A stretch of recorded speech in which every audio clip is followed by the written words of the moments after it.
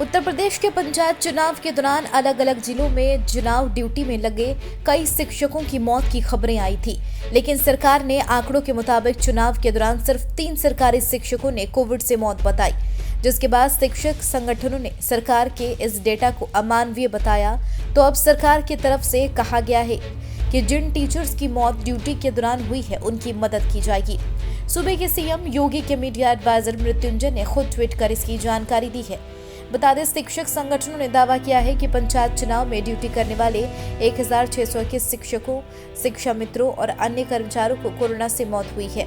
लगातार यूपी सरकार की तरफ से सिर्फ 3 लोगों की मौत का दावा किया गया था।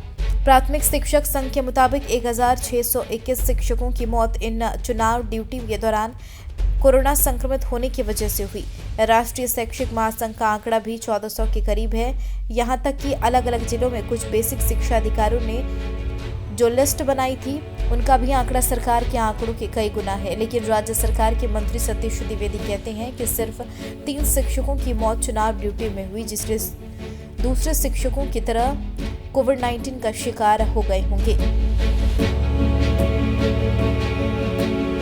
सूबे के मुख्यमंत्री योगी आदित्यनाथ ने कहा कि चुनाव ड्यूटी के दौरान हर मौत दुखद है और राज्य सरकार की संवेदनाएं प्रत्येक कर्मचारी और उनके परिजनों के प्रति है।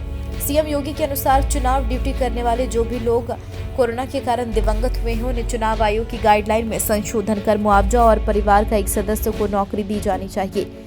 साथ ही सीएम योगी ने कहा, चुनाव आयोग की गाइडलाइंस जिस वक्त जारी हुई थी उस समय कोरोना नहीं था, इसलिए मुख्य सचिव और अपर मुख्य सचिव पंचायती राज को राज्य निर्वाचन आयोग की गाइडलाइंस के संशोधन का अनुरोध करने को कहा गया।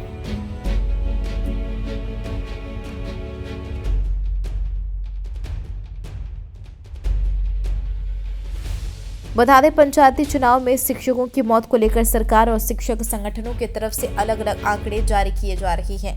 यूपी सरकार ने चुनाव आयोग की गाइडलाइंस का हवाला देते हुए 3 शिक्षकों की मौत की प्रमाणित सूचना राज्य निर्वाचन आयोग को भेजी गई है। तो वहीं शिक्षक संगठन के अनुसार पंचायत चुनाव में ड्यूटी करने वाले 1221 शिक्षकों, शिक्षा मित्रों और अन्य विभाग कर्मियों की कोरोना से मौत हुई है, जिसको लेकर संगठनों ने सभी के परिजनों को 1-1 करोड़ रुपए मुआवजा राशि और आश्रितों को सरकारी नौकरी की मांग की है। लेकिन सवाल यह नहीं है, सवाल यह है कि आखिर कोरोना काल में पंचायत चुनाव क्यों हुए।